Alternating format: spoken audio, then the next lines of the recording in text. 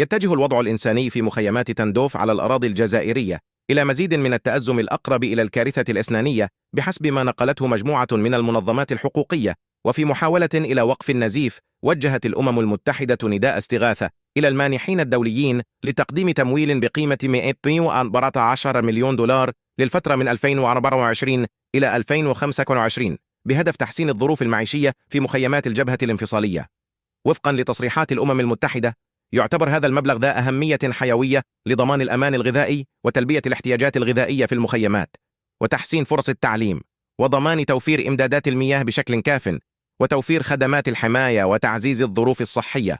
وأعربت الأمم المتحدة عن أملها في أن يتم تحقيق الهدف النهائي الذي يتمثل في ضمان وصول كل دولار يستثمر في هذه العملية إلى الأفراد الذين يحتاجون إليه بشكل حاسم.